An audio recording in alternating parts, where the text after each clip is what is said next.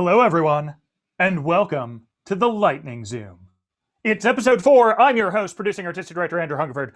Thank you for joining us tonight for the Lightning Zoom. Sorry, Alex. Yes, I was really leaning in there. Just so you all know, if I'm ever looking down here, that's because I'm looking at the chat. So, yes, great. Thank you for joining us. Normally, if we were in person, I would look at all of your smiling faces right now, but I can't see you, so I'm just pretending. And now I would ask, is it anyone's first time at Serials? At which point some of you would raise your hands. I would say, excellent. Let me tell you how it works. Here's how it works. Tonight, you will see 5 episodes in 15 minutes each of 5 plays. Between each episode, we'll take a 5-minute break just to do some artist wrangling so you can get up, stretch your legs, avoid the old deep vein thrombosis, and perhaps fix yourself a drink and then come back for the next episode. After episode 3, we'll take a full 10-minute intermission to, again, allow you to give yourself a chance to go get a drink and then come back around. Also, feel free to keep chatting in the chat window. I'm pointing down there because that's where my computer is. So feel free to chat with each other and hang out just like it's the underground. But I want to remind you, just like it's the underground bar at No Theater, please be respectful of your fellow audience members and the artists who are doing the work that you're watching. Boom. Right. And then, I forgot one of the most important parts, because this is a lightning zoom. At the end of the night, after you have seen all 5 episodes, you, the audience, gets to vote on which plays will survive to continue for another episode and which will be banished to a dystopian theatrical wasteland. And I believe, and Zach will correct me in the chat if I'm wrong, but I believe this week, the top 4 vote getters are continuing to the final episode. What? Zach says, I am right. Boom. So that's exciting, but you still only get to vote for 3. And that makes it extra important that you remember we do ranked choice voting. So vote in order of awesomeness, where your number 1 vote is the most awesome, number 2 is the second most awesome, number 3 is the third most awesome, and we weight the votes accordingly. So your number 1 vote gets 5 points, your number 2 vote gets 3 points, and your number 3 vote, 1 gets 5, 2 gets 3, and number 3 gets 2 points. And then we feed all of that into the that is the form of adjudication that gets fed into the spreadsheet of reckoning, and then we get our winners, which we'll announce shortly after the show. So all of that is just to keep in the back of your minds, because we'll remind you again at the end of the night to do the voting, and Zach will drop the survey link into the chat. And then after the show, we invite you to hang out for just a social Zoom. Just hang out, just chat, just pretend we're all seeing each other in person, face to face, or not. It's purely optional. I'll also be popping up a little bit throughout the course of the evening just to remind you of some things, to say some thank yous to people like our sponsors and staff, all of that stuff. But I promise to try not to overstay my welcome. First, so now it's time for our first episode of the evening. That's right, it's Dissonance, written and directed by James Allen. Enjoy.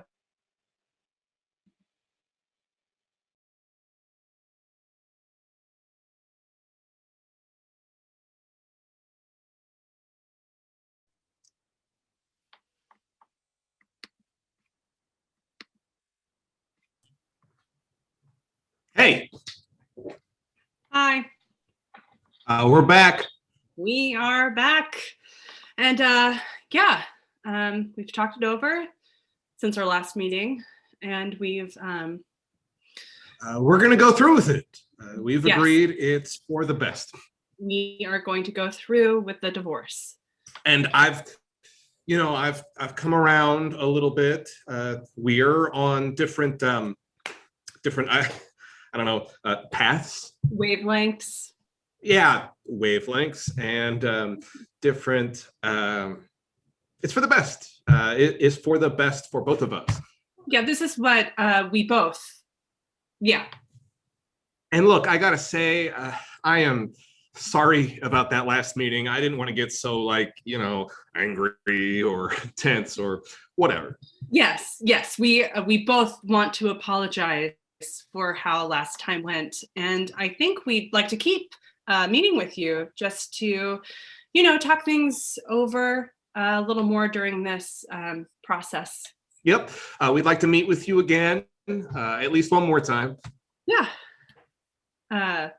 It's going to be difficult, of course. As I suppose it always is. As it always is, yes. But, being in two different parts of the country, but ultimately it's, Today, we're going to talk about some things. Yes. I found a bunch of stuff in the basement that I've been meaning to go through. Just like things that we've hung on to over the past few years. It's oh, it's a mess down there in the basement. But this will give me an excuse to finally, And it's mostly junk, right? yeah. It's like more or less. It's just a bunch of stuff that's been collecting dust. So we're gonna start going through that later today, like piece by piece. I put some of the smaller stuff in a box and, we're just gonna go from there. Start small. Start small. One step at a time. One step at a time. Yes.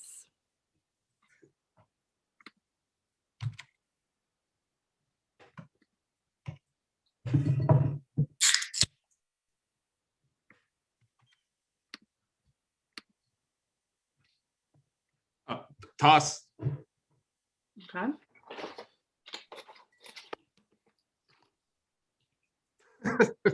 Toss. Really? Yeah.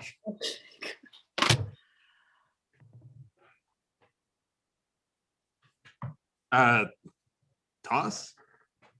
You sure? Yeah, it's a wine cork, right? Yeah.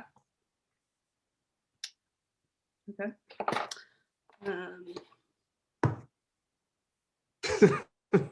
Toss. Ooh, this is nice. Oh, what is that? One of my tie clips? Mm-hmm. It's a little scuffed though. I think the polish is kind of. Yeah, I see. I think that's probably why. No, yeah, I have others. I do not need it. Okay. No, I mean, you can toss it. I mean, I was thinking about keeping it if that's okay. Oh, sure. Someone else could use it. Ooh. Wait. I'm sorry. Who could use it? Sorry, what? The tie clip. Who else is gonna use the tie clip? Oh no, I don't know. Okay. So what do you think about all these guys?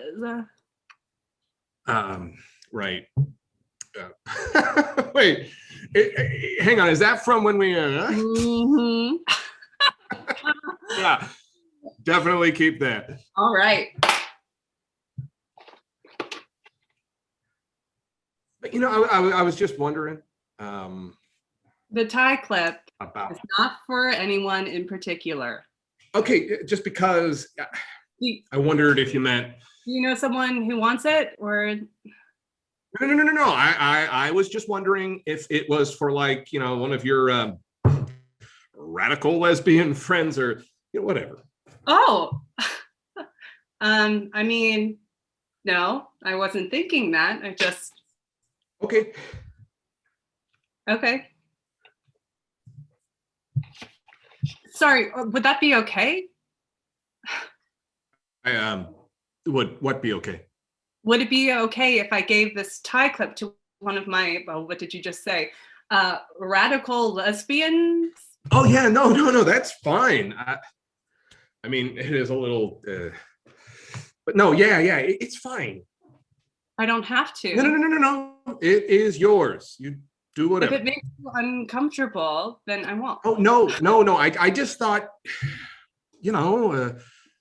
lesbians like to wear that stuff. Mm. Guy clothes. man clothes. I mean, no, yeah, I get what you're saying. I just meant because it doesn't matter. I'll keep it. But but also like No. Seriously, don't worry. No, just like we should talk about that phrase, radical lesbian. Okay. Okay. It has a kind of bad, dangerous implications. Okay. So like the phrase can be easily mistaken or misread for like turf ideologies. That's trans exclusive radical feminists. That's what they're called. It's really like, evil. And my friends are not that. Definitely not that. Okay. So you know about the whole J.K. Rowling thing. Okay. Sorry. Radical lesbians. It doesn't matter. It's a dog whistle. A dog whistle? Yeah. Why do we have a dog whistle? What? No. We don't even have a dog. No, we don't. Hey, look what I found. Oh my God. Is You see that it? the recital program? Yeah. My master's recital, remember? Yeah. Yeah. It was our first date. I remember thinking you wouldn't actually show up. Wait, really? Yeah. Like, no, nothing personal, just because, we were talking online and I didn't expect you to show up to some weird girl's cello recital. No. It was nice. I took you to that jazz club after. And I was very nervous. Hey, I was nervous too. I thought you were so sophisticated. You thought I was sophisticated. You were the one playing, Rachmaninoff, and Britain. You remembered. Okay, but I do remember the wine we ordered. Yeah. We got a Bordeaux and a big charcuterie thing. Oh, that's nice. Oh,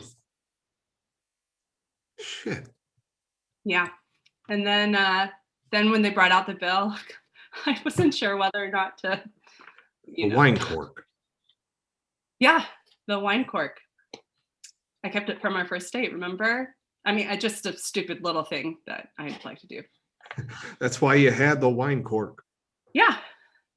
Like, just now. Yeah, but look, it doesn't matter. Hey, you want to keep going through stuff? Yeah, sure. Okay. Ooh, this one's nice. Oh, toss that. What? Really? Yeah, toss. All right. I don't know what this is. Look. I'm sorry. I know it doesn't matter, but I can't believe I didn't realize that. Look, I threw the wine cork in the trash. I know. We don't need it. I know. It's garbage. I know. I feel weird about it. That's natural. No. Not like I don't need you to be a therapist or whatever. That is not what I am not I trying am. to be. I'm sorry. I know. Do you just want to do this another day? No. Okay. Do you want to keep going through stuff? Okay, what do you want? I want Oh, and don't say you want to, Don't say it. I want to what? you know, keep the marriage or whatever. Don't say you want to keep the marriage. Jesus, I wasn't going to say that. I wasn't going to say that. Sorry. I'm just trying. I'm trying to do my best to take this one step at a time. No, I'm sorry. No, I don't want to fight. I know. I'm sorry. I just want to go through this, just like we talked about. I know. I'm sorry. Just start small and one step at a time. I know. I'm sorry. And now you're raising your voice at me again. Jesus Christ. You want the fucking wine cork? Here, let me dig it out of the fucking trash for you. You want it? Here, catch. No, that is not what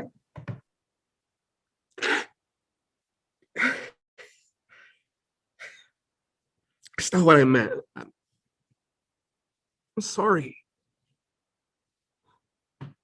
I'm really, really sorry. Can we just...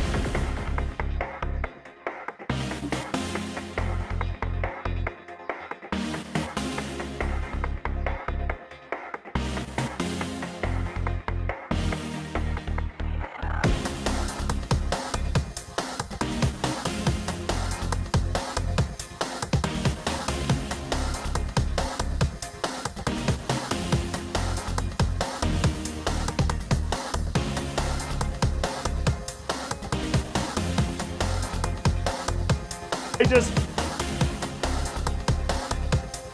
just realized that once again, I just did a whole thing muted, so that was cool.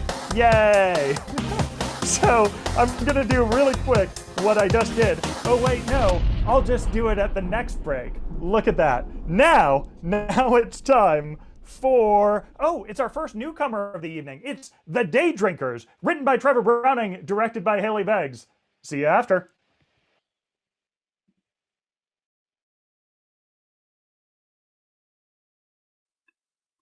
A Monday morning at a local drinking hole. It's only 11 o'clock, and the place already reeks of beer and stale peanuts. Lyle and Marty are keeping the window booth warm. Lyle was always the cool guy, the Zach to Marty's Cody, the Drake to her Josh. He's still living up to the persona that he found cool when he was 12. This morning he brushed his teeth with a bottle of whiskey, and he doesn't listen to any music released after 1995. Marty and Lyle haven't spoken since high school, but today, that's going to change. But when their paths cross once more, this story won't be a reunion for the faint of heart. It'll be a meeting on the cusp of the threshold of the a totally profound and fairly legal titled spooky place.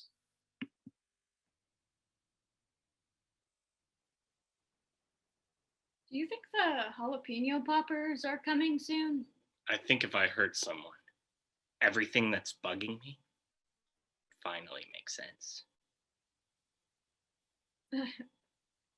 What did you say? I don't know. I just want to do something bad. Boom. Oh my god. Lyle, do you need to talk to someone or Don't do that. Don't start trying to make sense of me. I'm sorry, but you scare the shit out of me nowadays, dude. You never see me nowadays, dude. You know what I mean. I mean, you Instagram pictures of roadkill. I don't know you anymore, man. I like the way you think, you know that? I like the way you answer questions, and I've got a lot of questions, you know? I want to figure out how people think about shit. And if they think about shit the same way I think about shit. Like, let's say we're going to rob a bank, you know? Could you do it if you really needed to? Do you need money or something? Oh, answer me. Could you turn off your little moral compass, you know, long enough to go in, get the money, and get out? Look, I'm not gonna play your little Play game ball, here. Marty. Just go ahead and humor me. Okay, well, there's a lot of moving pieces in a robbery. This isn't about that. Anyone can plan a robbery. I'm just asking, you know, could you commit a robbery? I could do it. You don't think I can? No, I mean, you've never done anything. I mean, what makes you think you can rob a fucking bank? Easy. Talk to my buddy Oh. Hugo. He's down for anything. Yeah, Okay. pizza delivery guy. Knows the city pretty well. Although First National, you know that bank, the one in the burbs, you know, yeah, by the grocery store. Yeah, Mhm. the Paul Blarts there. They don't have any real guns, just stun guns, you know. So I'll go in the side door by the ATMs without any of the height measurement. Yeah, and then I'll point my gun at the guards instead of the tellers, because the tellers will want to help out the guards because they're going to be like, don't shoot me in the face. Don't shoot them in the face. But then you get your money, you 80/60 ink cartridges by bringing your own bag. And yeah, by the time you're ready to go, they've already pushed the security button. So first responders will get there in about, 5 minutes. Good thing Miguel's outside with that engine ready to go. And you can speed on out of there. So you have given this a lot of thought. Haven't we all? Uh, You play the hero in your daydreams, right? I guess my brain doesn't work the same as yours. Shame on you, Marty. You're too privileged to be creative. What is creative, Lyle? Taking pictures of fucking roadkill? I mean, seriously, what the fuck is that? I could rob this place right now. They keep all their money in that drawer over there. And it goes to the bank at the end of every night. So they lock up, and Jeffrey, that little skinny shit over there, that's Jeffrey. Yeah, he stays behind alone, counts the cash, and takes it to the deposit box. He walks, and so that gives you the opportunity to wait in the Home Depot parking lot across the street, walk the alley around 10, 15-ish, beat him senseless, and take the envelope. Nobody gets hurt except that asshole and the CEO of Fuddruckers. It's easy money. You impress me sometimes, usually when I least expect it. Okay, well, what do you want from me, Dick? Your expertise, your knowledge. Let's rob Fuddruckers. No, we are not gonna rob the fucking Fuddruckers. Not you, not me. Oh, come on. You have the know-how. What's keeping you from just getting out there and doing it? Oh, I don't know. Fucking empathy, or also I used to work here, so I mean they'd obviously think that it was me. What did you do to get fired from a Fuddruckers? They told me I didn't represent the company brand. It's a fucking sports bar. I'm not sporty enough, I guess. Nobody ever gets fired from the Fuddruckers. How's that make you feel? How's that make you feel, Captain? It makes me fucking angry. I mean, it pisses me off to no end. And there's a time in a person's life where they have to stick it to the establishment, the society that wronged them so much. We're talking about putting an end to the man here. So, are you in? Or are you out? Hiya, folks. Sorry it took me so long. Can I get you two started with a couple of appetizers or maybe even a couple of drafts? I suggest our brand new mozzarella stick special.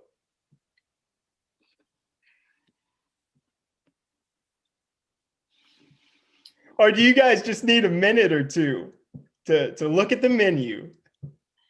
You must be Jeffrey. Yep. How'd you know my name? Says so on your name tag, Sweet Pea. Oh. Right. Oh, hiya, Marty. Long time no see. Hey, Jeffrey. Tell you what, Jeffrey. Can I call you Jeff? You sure can. Great. Well, we'll start with a couple Miller Lite drafts. And maybe one of those mozzarella stick specials you mentioned. Oh, wait, may I just say you have exquisite taste.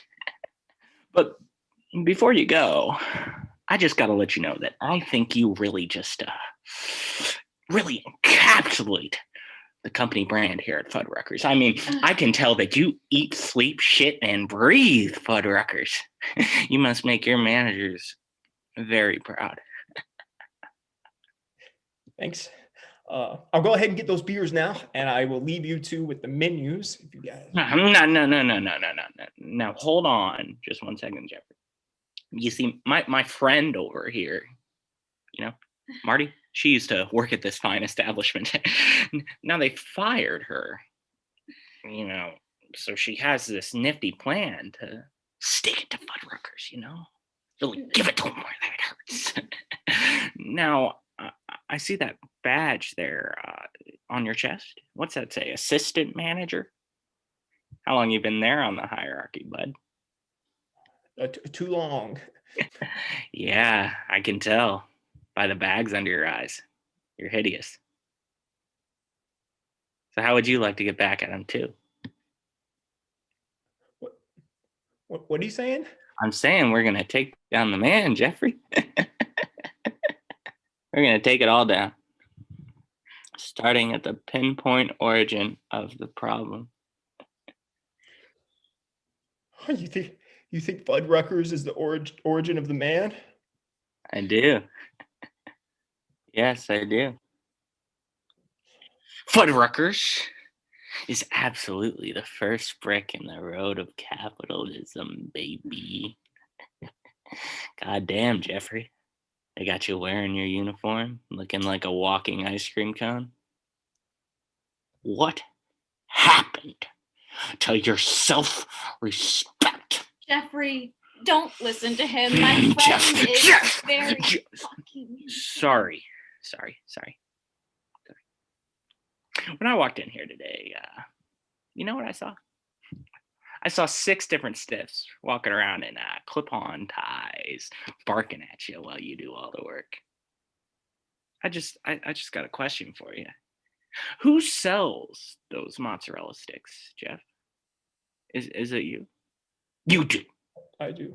Jeffrey does. I do. You're being taken advantage of by a regime you don't believe in. We're going to rob this place for everything it has.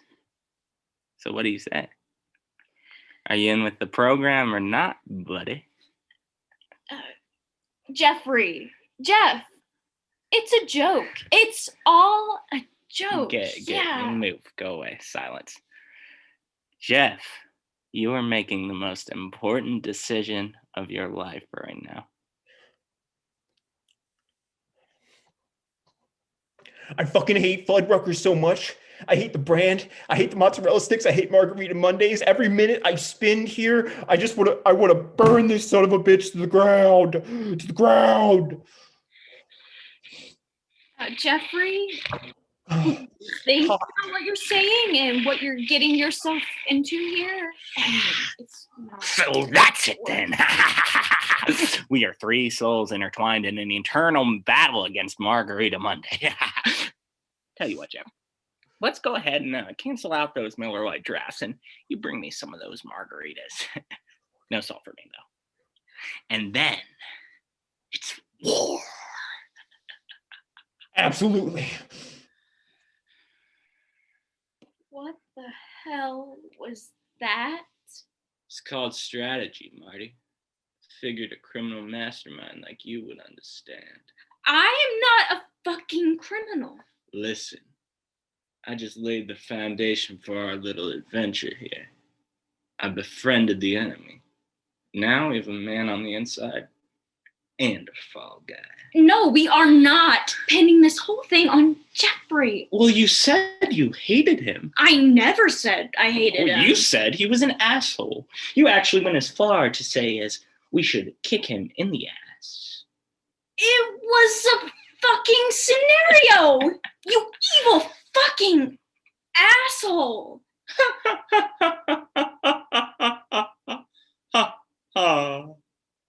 I'm not evil. I'm just a free thinker and a smooth talker. I can tell what people want, you know. I just freed our pal Jeffrey over there.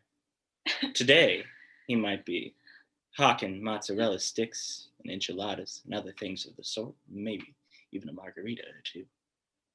But tomorrow, I don't know where he'll be. But I know damn well he'll be a better man. Do you think you're like Jesus now? I mean, you're fucking crazy. I'm not crazy. You Instagram pictures of roadkill. That is crazy. That is like Dahmer shit, man. Thank you. Jeff, where are my marks? I did it. I got the money. Ah, so the war on Fuddruckers begins. Hey!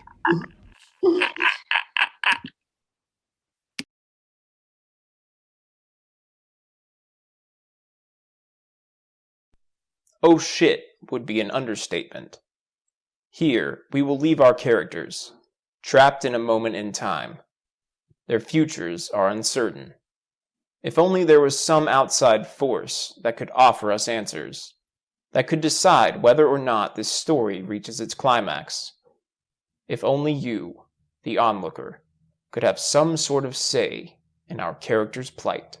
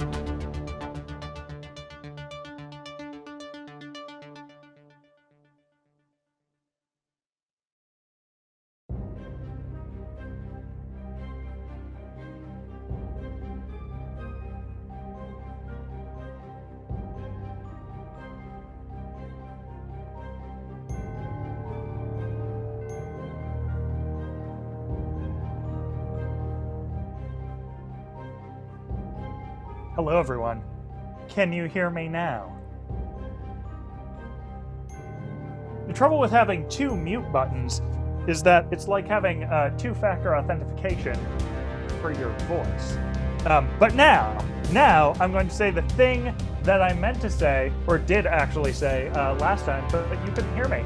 I want to give a big thank you to our entire team at No Theater who have found ways to continue to make theater through the course of the pandemic and deliver it to you through various tubes, like the internet, which is what I understand the internet to be. So, our Associate Artistic Director, Tamara Winters, our Resident Stage Manager, Megan Winter, our Technical Director, Henry Bateman, our Design and Production Associate, Kayla Williams, and our Communications and Marketing Manager, who will be hosting our post-show Zoom tonight, Liz Carmen, and of course, the two people who are making all of this go right now, our Artist and Community Relations Manager, Zach Robinson, and our resident sound and projection designer and in charge of so many technical things. His email address is literally tech@notheater.com.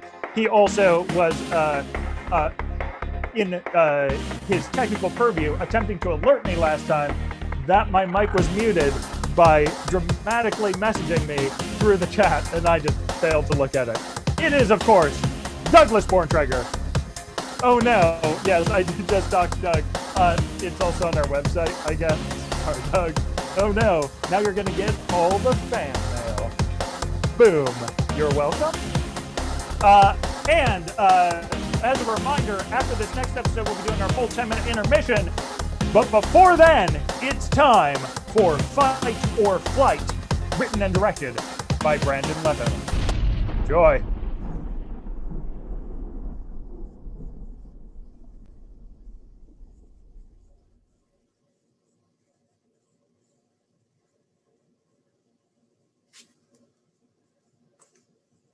Well, Heidi-ho there, poetry pals.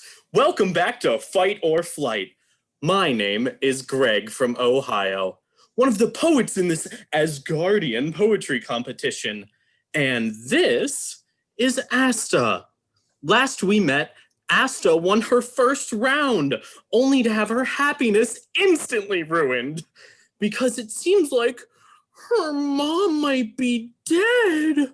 Oh, I say might because nobody really knows.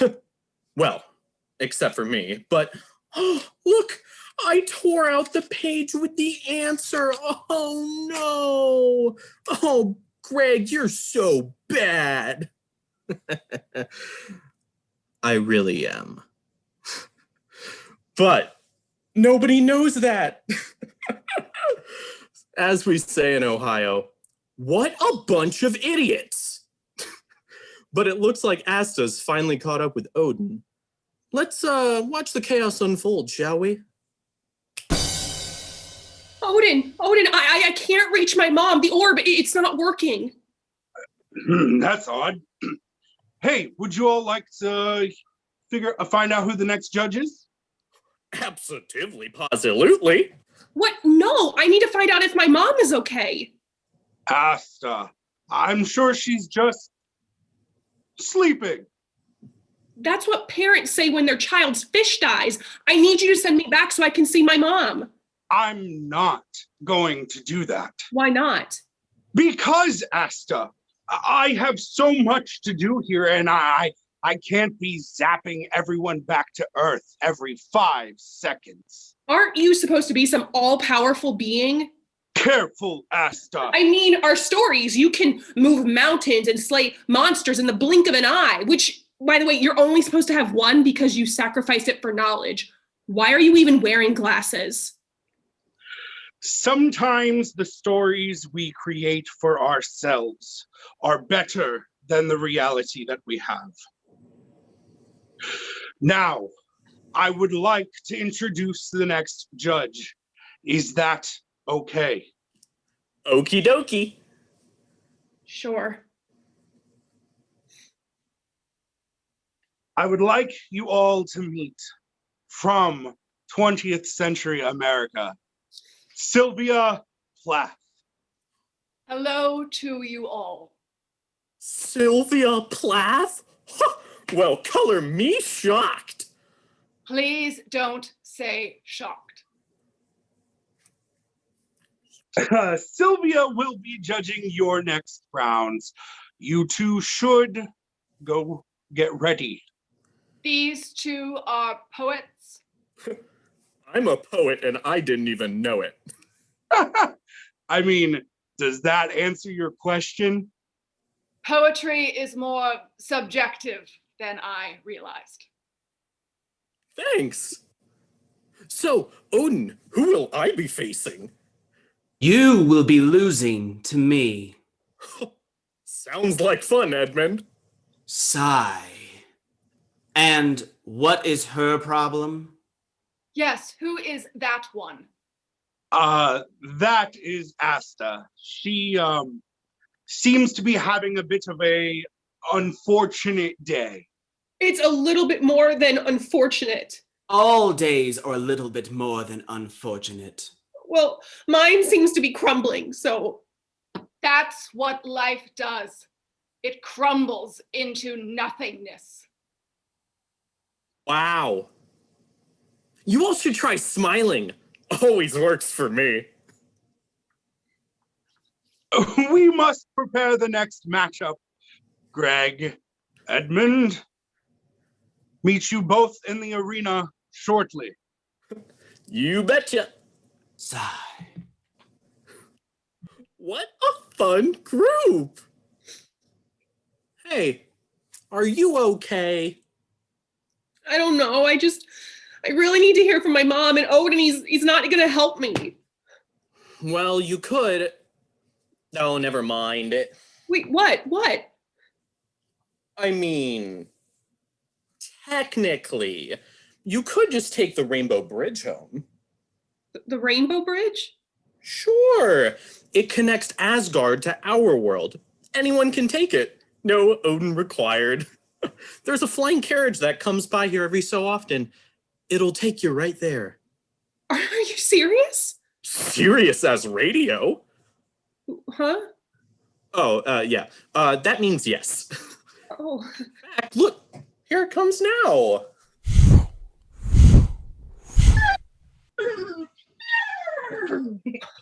All aboard the Rainbow Bridge. Thanks, Peggy. Any passengers? Oh, right here. Right here. Hop aboard, ma'am. Thank you, Greg. What are friends for?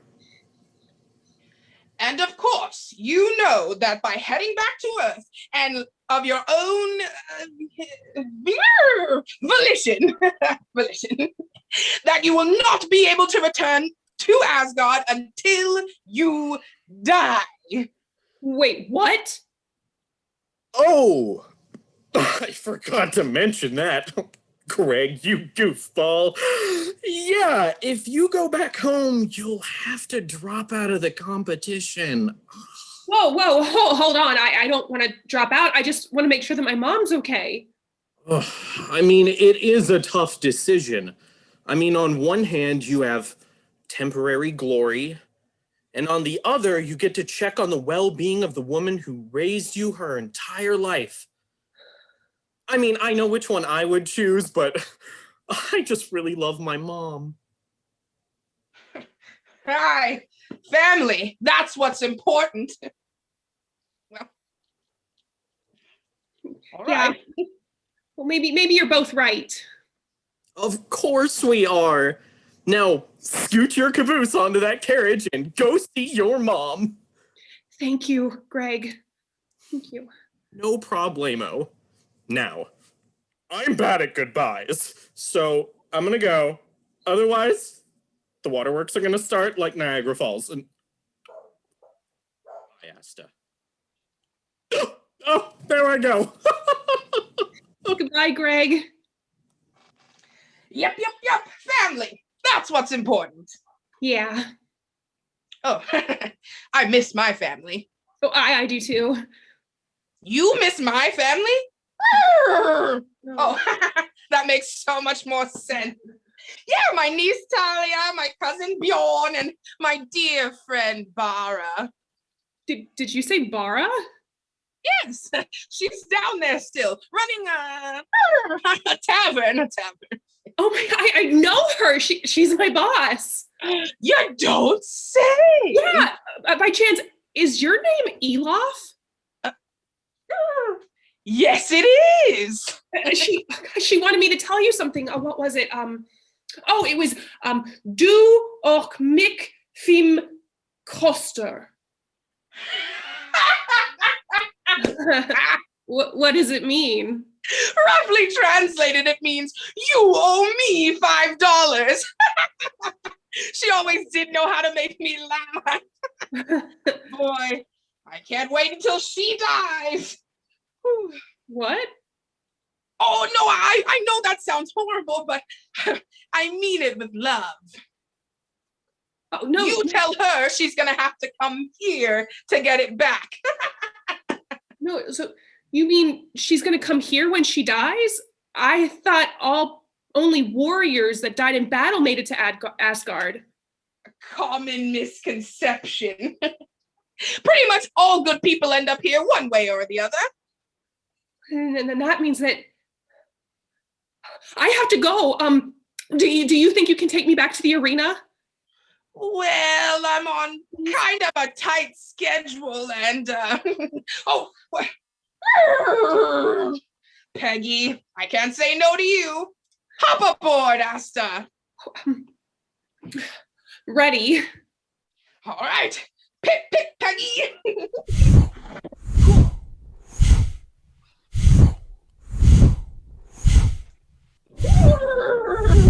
Oh. Here we are. Thank you, Elof. Anything for a friend of ours. Till we meet again. Pip, Peggy. Oh, Odin. Odin, are you okay? Greg, he demolished Edmund. I knew he was good, but he is on another level. How bad was it? I can't believe Greg said those things. It's like, I know I say that like life is dumb or whatever, but it doesn't mean that people can just be so mean. I need to go home. Oh, what? You can't. You still have to judge Asta's match. I'm sorry. I think I left the oven on. Sylvia, get back here. What happened in there? Oh, it's a beautiful day. Oh, it's a beautiful day. I guess you won your match. Asta. Yes, I did, but what are you still doing here? Shouldn't you be checking on your mom? Well, I realized something. All people that die end up in Asgard, right? So my mom has to be okay because otherwise she'd be here. I mean, can you be sure? I mean, maybe you should check just to be safe. No, I feel good about this. I think Odin was right. My mom, she's probably just sleeping. Oh, Odin, I am ready for my next match. What? Okay, follow me, please. Asta, maybe you should try to reach out with the orb one more time. Well, if she's sleeping, I don't want to wake her. I guess Odin was right. Hmm? The stories we create are better than the reality we have. Good luck, Asta. Asta, please prepare yourself. Your opponent from the Beatnik era, Cassidy Plume. Do I get entrance music this time? Oh, I knew I was forgetting something. I'm sorry. Asta, I knew we'd have ourselves a verbal scrap, but I'll end this quicker than a snap.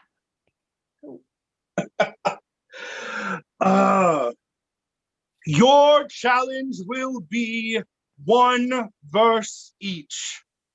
Why should you be here more than your opponent? Ready? Let the battle begin! Boom, clang, pop, pow. Room bangs drop now. 'Cause if you don't, you will rue it. You're a fraud and we all knew it. I saw the best minds of my generation destroyed by madness. And then there's your mind, employed by badness. Sure, you've got clever lines like Coke with an IQ, but you have no struggle, no, not like I do. No money to my name, just my paper and my pens. Streets filled with crooks, cons, and junkies, all of whom are my friends. Friends are who I speak for in the city which I was raised, people panic, eyes glazed. There's a familiar feeling that lingers like an ash hill. People push too hard that they burn out to crash fill. Population Asta. The way you craft a draft of words and wit, but amounts to shh, hush, stay quiet. I'm sure you picked up writing as a hobby, felt it to be in season, but when it comes to poetry, you have no reason for poetry to elucidate the struggle, not to show off how you can lyrically juggle. You want fame and fortune and whatever notoriety can shell out, but where I come from, you are nothing but a sell out. Struggle? Is that what you want? Some sordid past to flourish and flaunt? So only suffering can supply sincere art. Fine. I am fearless in flighting to finagle your art. My dad was a poet, spitting sonnets in stride, and I, just a child, the day that he died. So I write and I flight to honor the words that he gave, with support from my mom till she's lying in her grave, which could be now. And honestly, I'm not sure. So don't throw around that slander of yours.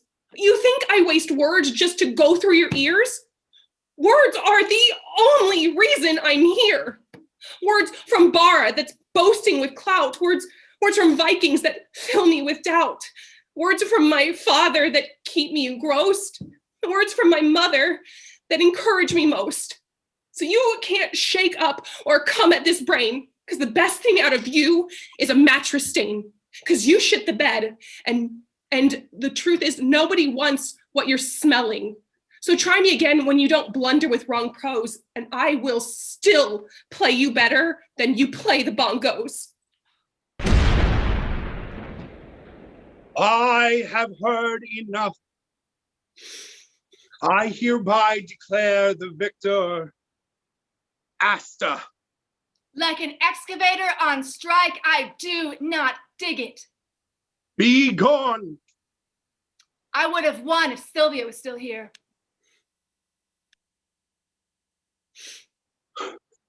Congratulations, Asta. With that showmanship, you move on to the final round. Yeah. What's wrong, Asta? This should be a happy occasion.